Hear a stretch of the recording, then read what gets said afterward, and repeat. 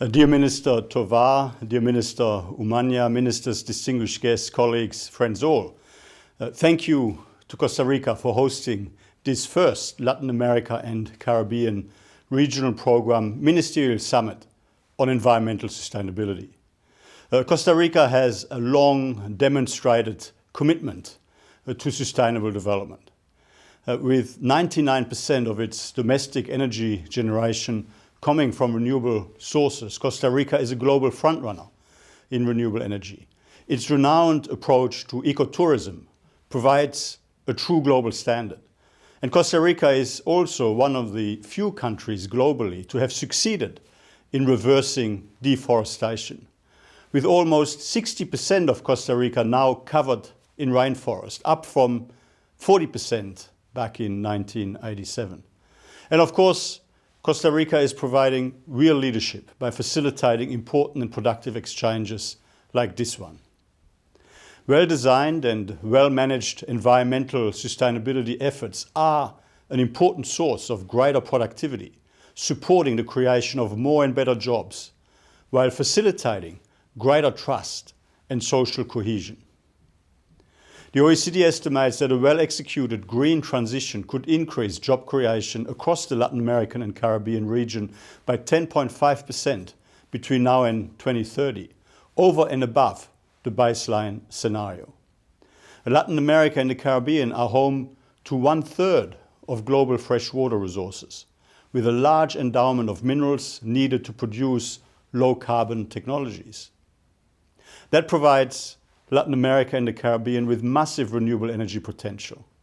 And indeed, Latin America and the Caribbean also has the potential to contribute to transitional energy solutions. Countries across this region with established natural gas industries could be well placed to produce and export blue hydrogen, which is produced from natural gas paired using carbon capture utilization and storage technologies. Going forward, the region can further boost development and growth, driving improved opportunities and increased incomes and living standards, deploying 3 key green transition levers.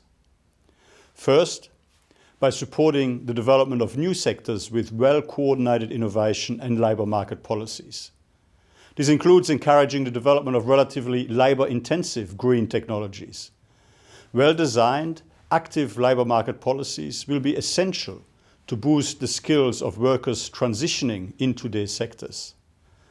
For example, Argentina, Chile, Colombia, Costa Rica and Uruguay have all adopted national strategies for the production and deployment of green hydrogen. The OECD is supporting countries in these efforts by investigating the barriers to green hydrogen deployment and possible policy solutions. For example, through the promotion of international standards, hydrogen infrastructure, and sound regulatory standards. And our Clean Energy Finance and Investment Mobilization Program is supporting emerging economies to develop their own national hydrogen strategies and supply chains. Second, by leveraging the potential of the circular economy to reach climate objectives and spur economic growth. The OECD expects the transition to a circular economy to have net positive effects on GDP growth and employment across the region, while reducing greenhouse gas emissions at the same time. For example, if municipal recycling increased to the levels of Germany, this could create approximately 450,000 jobs and increase the region's GDP by 0.35%. The circular economy also contributes to sustainable development, as it requires skilled labour for new material recovery processes and investments in innovation and technology incorporation. Many countries across this region have already taken encouraging steps in this direction through national circular economy strategies.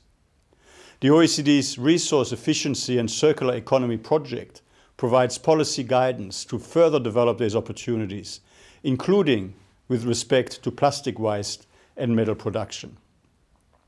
Third, by building economic and social resilience to future climate shocks and by contributing to effective carbon mitigation efforts. Our new report, Key Priorities for Climate Resilience and Neutrality in Latin America and the Caribbean, which has been prepared for this ministerial, includes an action plan to better protect the population, strategic infrastructure and ecosystems against climate change-related challenges. Key priorities on climate adaptation include the deployment of early warning systems, investing in climate-resilient infrastructure, better water management, and biodiversity and ecosystems protection. The report also provides practical steps on climate mitigation to help achieve net zero by 2050, including through the upscaling of nature-based solutions and the development and implementation of integrated plans for green energy and food security.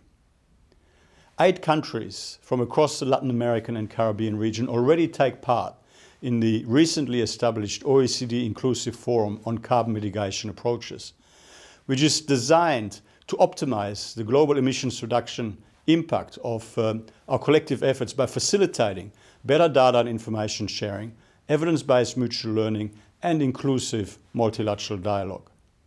I hope and I warmly encourage many more from the region to join this forum soon. In closing, since its establishment in 2016, the OECD Latin America and Caribbean Regional Programme has brought together policymakers from across the region to exchange on good policy practices and standards, and this Ministerial Summit provides a great opportunity to further our cooperation. My very best wishes to you for positive and productive discussions today and tomorrow. Thank you.